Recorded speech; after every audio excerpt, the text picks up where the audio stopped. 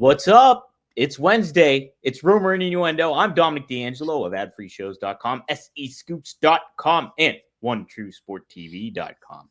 Per usual, I'm here with Mr. Robert Karplis, WE Creative_ish. We got the Dynamite to talk about. Robert, we got a lot of good stuff to talk about, I think, today. Look, I got nominated for 0 Academy Awards this morning, so I'm disappointed. I'm upset. The group chat has been going on and on about the Oscar nominations today, as well as the Dynamite. So we've got a lot of things to talk about. We'll get it over. A real pain not being nominated for Best Picture is a crime against nature. That's all I'm going to say. Best film of the year. Loved it. Go out of your way to watch it. Featuring WWE Monday Night Raw's own Kieran Culkin. Oh, it's called A Real Pain. Is that what it is, Robert? Real Pain. Yes. Ooh, okay. Jesse Eisenberg and Kieran Culkin. It's a fun movie about guys taking a vacation to go check out a concentration camp. Wow. It's actually very funny. Cool. All right. I'll add it to my list. Let's add some folks to our list to say hi to. We got Alt Jake. Ahoy hoy. Ahoy. Ahoy hoy. Fun fact, that was originally how Alexander Graham Bell wanted people to answer their phones. Ahoy hoy. They wanted it to be ahoy hoy, not hello. And then ultimately immortalized, thanks to John Swartzwelder with The Simpsons. One of my best friends and I, to this day, when we answer the phone, it's ahoy hoy. So thank you, Alt Jake. Wow, man, good Simpsons references. We got a great chat in here. Jeff Henninger says, hopefully R&I is bringing the heat today because it's cold outside. It's cold outside. Very cold. No, we bring the boom. Like the boom. Are they even still a thing? As much as I love the Costco guy, and he was good to me, he's kind of vanished for a while, at least in my world, and I'm not totally upset about that. Will we see him in Australia, I wonder? Curious. Willie Thornbrew, Kenny Omega changes his mind rather fast. Yeah, that's true. Thigh Slaps and Steroids says, good morning, R&I. It's fitting Shelton and Lashley won the tag titles because that division was hurting. Lou says it's Thursday. And then Robert Mayer says it's Thursday, not Wednesday, Dom. Oh, whoa, it is. Whoa. Wow, it is Thursday, isn't it? Wow. What is it with all the Roberts pointing out a little damn it, Dom situation going on here? I'll take it. I like it. I'm all for it. Everybody gang up on me. It's fine. Hey, but we had quite the gang on the television for TNT, AEW, the Dynamite. Wow, that was... I hope you didn't hurt yourself trying to stretch to get to that one right there. That was impressive, Dom. I pulled a couple muscles doing that one. But yes, the show kicked off with Kenny Omega and Will Ospreay. Like one of the group chats said in here that, hey, Kenny was easy to change his mind, but because at first he was not having Will Ospreay, what he was laying down. And sure enough, the Don Callis family comes out, gangs up on Kenny and Will, but they ward everybody off in athletic fashion and to create quite an opening segment for the show. And then it appears that Kenny and Will are on the same page. And like you said, Robert, they issued a challenge for AEW Grand Slam in Australia. They going up against oh my God, Takeshita. I almost Dear Lord, dude. All right, I'm begging. You. This was fine, and then it wasn't. Much like this segment. Okay. You were doing well, and then it turned into like just a ton of pronouns, and somewhere Jim Ross is angrily yelling pronouns. It's one of the few things he's not wrong about. And there's a lot of things that Jim Ross in 2024 is probably very, very, very wrong about. Anywho, what do you think of this segment? Promo started wonderfully. And then what they wound up doing is they did a month of TV in 17 minutes. So the idea that it was Ospreay and Omega squaring off with one another, with Ospreay trying to give this idea of, bruv, I'm not with Don Callis family, bruv. We're in this together, bruv, and I'm trying to take these guys out, bruv, because they're trying to take over AEW, bruv. But then there's also another group, bruv, who's trying to take over, bruv, the Death Riders, bruv. And I can't keep fucking doing this. Sorry, but the fact that it was, we got to stop the Don Callis family if they're taking over AEW, because then we got to stop the Death Riders because they're taking over AEW. And I've been going after these groups, even though Ospreay really hasn't been feuding with the Don Callis family for the last little while, because there was a Continental Classic that kind of interrupted everything.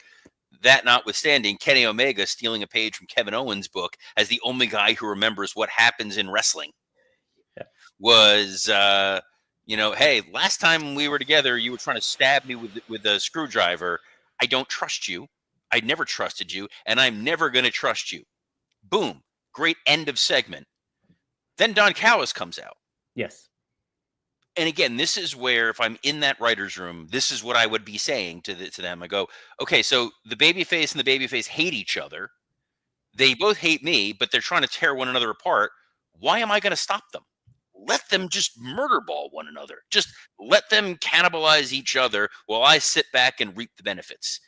Instead, you got Kenny Omega charging after Don Callis, brings out Takeshita, brings out Fletcher. It's a 2-on-1 beatdown, and then Ospreay is like, "All right, fine, I'll go make the save." That's a second segment right there, by the way.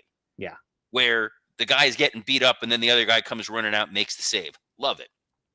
Then they're brawling all over the building, and you see how flimsy those barricade those steps were. The bleachers that they were like temporarily assembled was a little like I hope those things don't fall.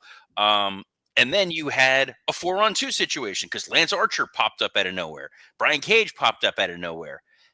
And then you had a moment where Kenny Omega and Will Ospreay had to unite in order to double suplex Lance Archer through the merchandise table because no one was buying that merchandise anyway. So may as well use it somehow. Or they're pentamasks. Right. That's a third segment right there. We begrudgingly had to help one another. Then they fend off the entire Don Callis family. They jump off balconies. They climb to the top of the scaffold. And then they're best buds. And they're like, me and my good friend Will Ospreay here, we're a team and we're coming for you, Don Callis family. And we're going to have this match in Australia. Done. That's a month of television. Yeah, they jammed in there. Now, I get hitting the panic button. Sure. Because they're going to Brisbane and they have sold 11 tickets for this show. So you got to give them the big match. And we've been saying all along, yeah, it was going to be this tag match. So none of this is necessarily a surprise, a shock. I get it. But we hate each other to we're best friends happened so quickly. It's like even for Tony Khan's erratic booking, this was a little erratic. Love where we got, but you could have gotten 3-4 weeks of television or at least 2 segments on this broadcast as opposed to let's just pack it all in together and then move on. Yeah, it created a lot of chaos and people like engagement if you're watching, but really much. It's jammed in. You don't. You wanted to build this. It just seems like the haphazard planning when it comes to, oh my God, we got to get this AEW Grand Slam off the ground here because tickets aren't selling. We're getting a reputation of like it's a bit misscheduled. All this stuff is going on with it. We have to get something on there. And I agree with that, but there should have been some thought and process a little bit beforehand on this one. So I get it. Like you want things to slowly build and build and build. And guys, ooh. Yes, if you're looking to build to a maximum carnage crescendo, can we talk to you about BlueChew?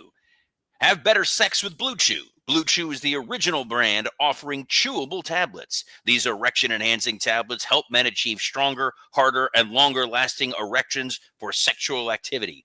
BlueChew is putting its money where its mouth is and offering you a month free.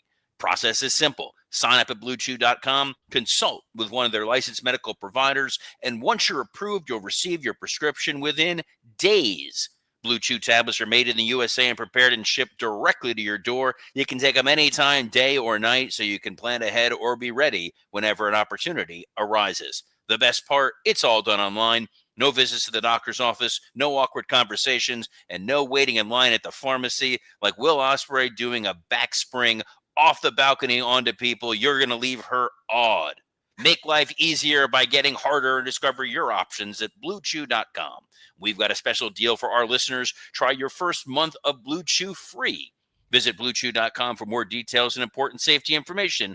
And we thank BlueChew for sponsoring this episode of Rumor and Innuendo. That's hot times, Daddy. Yes.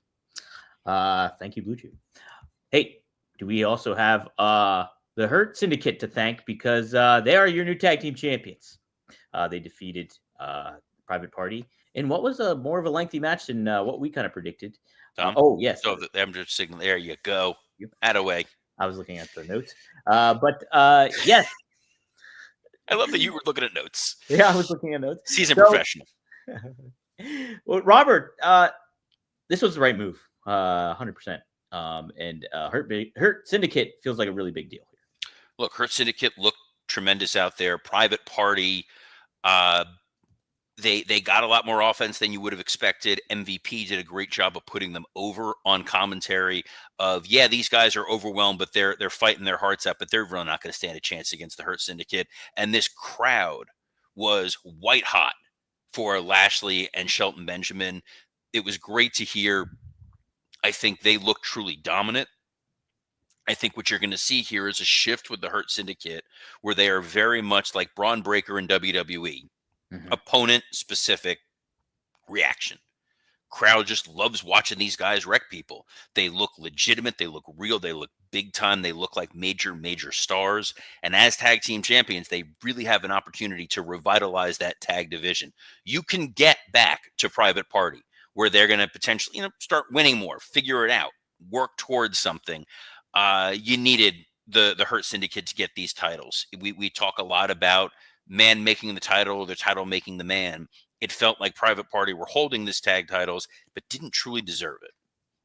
Yeah, I thought this spoke to the value of the Hurt Syndicate in so many ways, from what you were saying with the tag division, building the tag division. But there's just a lot of good possibilities. You see that reaction they got, and man, if you wanted to pivot them as your top babyface faction, you could really do that.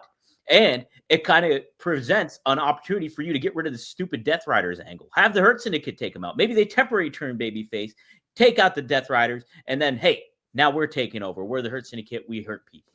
And boom, you got a new top heel faction with tag team titles. You elevate the tag division in that same turn and make Bobby Lashley and Shelton Benjamin feel like the big deals that they are. I really like this. This was the right thing to do. And it shows some good promise moving forward here with the tag division, something that's been really lacking in AEW over the past couple of years.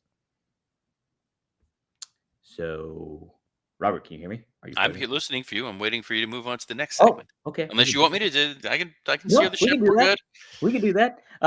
Next up, we had scrolling through. Jeff Jarrett. Yes. Begging, Dom. Yes. It's only a 30-minute show for the amount of scrolling you got to do here. All right. Jeff Jarrett talks in the back with Karen, who's like, Jeff, this ain't like you. This is how you used to be. I guess implying that as Dom's drinking that, yes, this is back when Jeff was off the wagon, and he would be that kind of guy who would lash out at people and be mean to people. That's not you. So Jarrett comes out there to cut the most nonsensical promo I've heard in quite some time. So follow me along this trail here. He badmouths MJF last week because MJF and him were verbally jousting one another. And now he's talking about how that's not who he is. And then he tells us this story of when he was a young man wrestling and how he got chewed out for being, too vocal and mean in a match by Jerry Lawler. Anyone who's watched wrestling in the past, 30 years, when you think one of the all-time trash talkers, one of the guys who on commentary was one of the best heel announcers ever is Jerry Lawler, and you got him saying like, this isn't you, this isn't what we do, we don't talk trash in the ring. I'm like, it's like Steve Austin being like, man, you shouldn't be drinking beer. Like not Jeff because he's got a whatever, but like in general, I was already lost.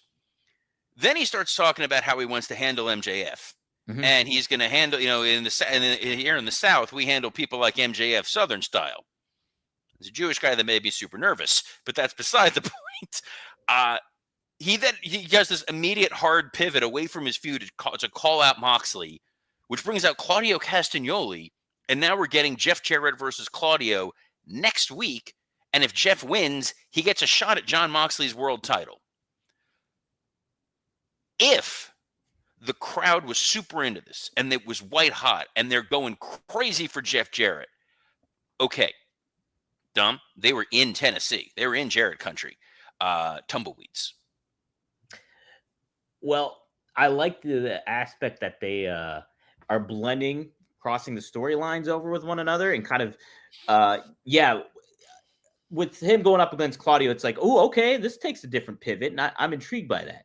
But the way Jeff set it up earlier, like weeks ago, about I want this world title shot. This felt like almost like it was going to be a year-long journey. Like this is not something that we're immediately going to get to here. And here, there's an opportunity for that to happen.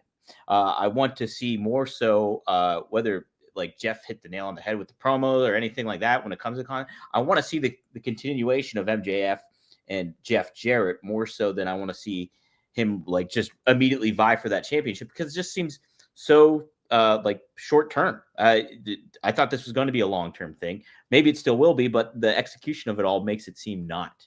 So it definitely could be. I understand, Jarrett's like, look, I'm focused on being world champion. I'm sick of you, MJF. You're a gnat. I want to get to my goal. Okay. This is 3 weeks of kind of the same initial Jarrett narrative. That audience, it was like there's like one guy chanting for Jarrett. Like imagine if John Cena is coming out and saying, I'm entering the Royal Rumble. I only got one chance left, and the crowd is booing him, or they're worse, just silent. And it's also funny because earlier in this same show, you had John Moxley cutting a promo about Cope. Yes. And he was talking about how that's a dude who was like frozen in 2011, and he's an old man, and the wrestling world has passed him by. And you got Jarrett, who's 56, out there saying, I'm going to be number one contender. I'm all for everybody going after Moxley and wanting to be champion. That makes the title feel important. But when the guy who's calling you out is Jeff Jarrett, it's a little less so. And then Claudio lays him out with the forearm, and then Jarrett pops up almost immediately after. Yeah, I mean, Claudio looks great. I like the incorporation of him. It's just they're doing right by him for the most part in certain ways, but it's also like, there could be dotting some I's and crossing some T's with this storyline a little bit better, I would say. We got Swerve versus AR Fox. Yes. Not a lot. They tried giving some context to their history with one another here. I thought it was a good showcase of Swerve. Like, his finish is just amazing. And they later on show Ricochet having Prince Nana held hostage, basically, and teasing that he was going to stab him with scissors. He did not, thankfully, and Prince Nana's okay. But the feud continues. The scissors stuff would seem a little bit more dastardly if we didn't keep getting these teases from the Death Riders over all these past few weeks. But I get what they're trying to do here. Yeah, I think part of my issue with this, and we talked about it yesterday, it's like AR Fox has been off television for a significant amount of time, at least on Dynamite. Yeah. And I get that there's a personal relationship with him and Swerve and Ricochet. I can appreciate all that. I think Swerve gave AR Fox way too much. It feels disproportionate given that Swerve is a former world champion and a main eventer. He should not be having much issue with AR Fox. I love the way they set up the Ricochet piece. I like the menace in the back, and we're going to see what Ricochet does next week. Could have done that with a 3-minute Swerve gets the quick win, and we're good. And then it furthers Ricochet's whole, you don't care who you embarrass. You don't care who you make look bad. You're a jerk, and I'm coming after you. It just didn't feel right. It's kind of like if you were to do, Damian Priest, former world champion, versus Tozawa, who I think is great, but we see how Tozawa is presented, and then they have a very competitive back and forth match for 10 minutes. It would feel odd. It would feel a little funky. Yes. We got a Jericho segment. Little tease between him and Big Bill. We worried that when Hobbs became the number one contender, that they were just going to use him for a week and then he was going to get lost in the shuffle. But fear not, guys. Fear not. Hobbs now involved in a Jericho feud. And he'll be always works that well. And it'll be on Collision. Look, I like the Cass is great. Yeah, he is. I like the setup for it. Like, I'm intrigued by Cass versus Powerhouse. I think that'll be very fun. Look, I would love to have seen Hobbs be able to cut a promo or something like this tonight and keep him in the mind of everybody. Well, they did. They had him do a weird backstage promo that felt very much like, this week on WCW Saturday Night, I'm going to be taking on El Dandy. It was there. It was odd. I liked the next thing a little bit. There was a dude in the ring to wrestle a match, and MJF comes out. Yeah. MJF's promo was kind of we expect better from him than I think we do from other folks. Mhm. The gist of it is Jeff Jarrett's senile and he's an old man, and then Max felt the need to over-explain his plan. He could have been Like, twirling a mustache at that point and been like, I never thought you were really going to win. I'm just using you, see? And now I got you tied to a railroad tracks with dynamite. Not dynamite, but you know what I mean? I did like Hangman coming out. yes. That was like, that's what you want in this show. Everything's not siloed. It's like, oh, there's some cool interaction here. I wonder what's going to wind up happening with these guys. Even just the tension of them looking at one another, and then Hangman beating up the jobber and the talented young journeyman, From Penn and State. then from Kent State. So From Penn State. Penn State. what? Oh, Penn State. I Penn thought he was from Kent State. No. Okay, it's because he wasn't a shooter. And then Christopher Daniels comes out with a neck brace to talk about how you retired me. I hope you're happy. Would have loved a video package to recap what happened with Daniels and Hangman, because from Scott Chaplin's home, it was a great match. I haven't gotten a chance to watch it yet, but I think what we saw was Hangman with a little bit of potentially remorse. This guy who's burned someone's house down, stabbed them, plenty of times, blood all over the place, blood into each other's mouths. Now it's like he almost feels bad for what he did for Daniels. Any kind of character development with Hangman that's going to be good. Dude gets a reaction from the crowd. That's always good. Yeah, I like this segment, Robert. I thought they did well by everybody, like Hangman especially here. So creates a little intrigue, a little questioning. So I like that. Mercedes Moné is in the back, and she gets confronted by Harley Cameron, and I enjoy the heck out of Harley Cameron. Yeah, she adds another fun element to the show.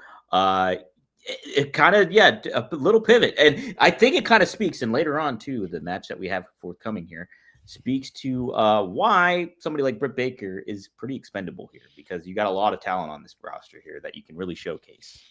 Absolutely do. It was Jamie Hayter versus Julia Hart up next. You had asked yesterday, how are they going to do this with somebody losing? Mm-hmm. And we got, Jamie beating Julia Hart, acknowledging a little bit the silliness of their feud, which I thought was kind of nice. She's like, I know you almost murdered me, but boy, we had a couple of good wrestling matches. And if you ever want a third, I'm here. Someone had pointed out, we saw this with Brody King and Copeland. We saw this with Buddy Murphy and Ospreay, and now Julia Hart and Jamie Hayter. It is clear they are pivoting away from the House of Black. They are the hounds of the mid card, or whatever the name of the group is. Cerebus? Are they Cerebus? Is that what they're called? I don't know. I trademarked that.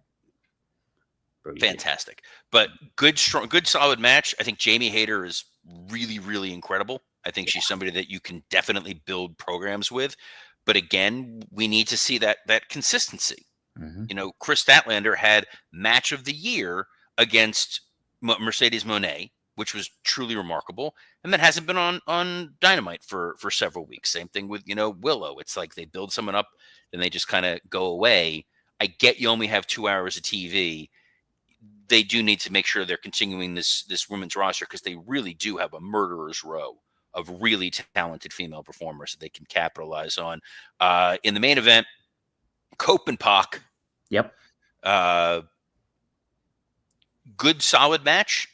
Crowd at first was not into it, because I don't think that they're into the Death Riders angle at all. Mm-hmm. But Cope and Pac are two very talented in-ring technicians who know how to get a reaction out of that audience. Cope got the win. And then after, on the screen, you had the Death Riders. Yes. And they had some special guests with them, Dom. They did have some special guests. FTR, both tied up to chairs. And then the Rock and Roll Express were taken out. Bag over Ricky Morton's head, and then a chair to that very said head. And Ricky may be dead. It was, I liked the presentation of it. It felt spooky and weird. This is what they should have been doing all along. This seems like a little bit long overdue. Making the Death Riders feel like a viable killer faction that you're looking for. And then Edge gets ganged up on.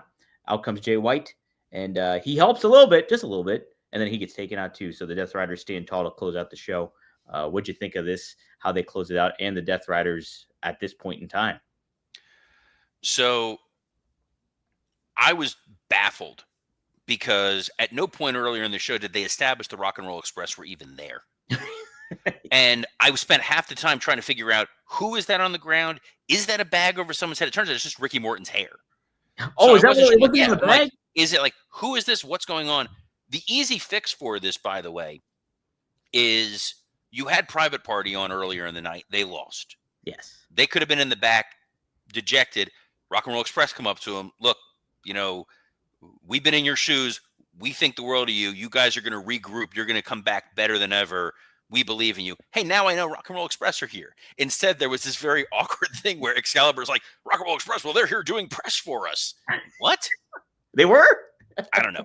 And then we've seen the Death Riders do this over and over again for months, and it doesn't mean anything. We've seen them do this with the Rock and Roll Express, and the Rock and Roll Express recovered and showed up. They should have been terrified, like, we never want to come back to this company. We almost got, we got duct taped to the wall before. It's very odd because the Death Riders feel repetitive, and then nothing ultimately winds up happening. Yes, they attack Cope, and then Jay White comes out, so we're again teasing a Jay White-Moxley match, but we're also now teasing a Moxley-Jeff Jarrett match. None of these are the things people are super excited and clamoring about, and we're also eventually going to get a Moxley-Cope match. These all feel like mid-card stories. The opening of the show felt like the true main event. There was so much to like about on this episode of Dynamite. They just need these little tweaks to truly fix what's going on. And if there's one guy who knows about how to properly tweak and fix the wrestling world, it's the great Magnum TA. That's right, Robert. Me and Magnum, we chatted one-on-one on Tuesday and covered some ground about social media, covered a lot of ground about the current product of pro wrestling and stuff like that. So you can go to fourhorsemannetwork.com, check out that episode right now. We just reached 50,000 subscribers on that channel. So big thanks to everybody working there, Paul Bromwell, my brother, and Andrew Hermes, as well as Arn, Magnum, and Greg Gagne. So check it out, fourhorsemannetwork.com. You can also check out Rob Van Dam, RVDTV.com. New episode is up there. And I just posted a huge clip of the saga between him and Bobby Fulton, where there's some odd promotional tactics going on that Rob has taken exception with. And he calls Bobby Fulton out on it. So take a look. That's up on RVDTV right now, RVDTV.com. Robert, you sent me earlier today a new Working Stiff episode. That I did. New Working Stiff, myself and Scott Chaplin. Talk about all the things going on with Netflix and Raw. We talk about Saturday night's main event. Talked about Dynamite and all the other weird happenings going on in the world of professional wrestling. Fun episode with him and I. That should be up any moment now, assuming Dom remembers to post it. But something that is easy to remember is that Dom and I will be here every Monday through Friday at noon Eastern on a plethora of platforms, including the WWE Creative_ISH X account, the @Dominic D'Angelo X account, the @SE Scoops X account, and on YouTube on Rumor and Innuendo, Working Stiff, and ad-free shows. So on behalf of the man who seems to be wearing a shirt that says Ham, Dominic D'Angelo, I'm Robert Karpelis. Best of luck in your future endeavors. Ahoy, hoy, everyone. Ahoy, hoy.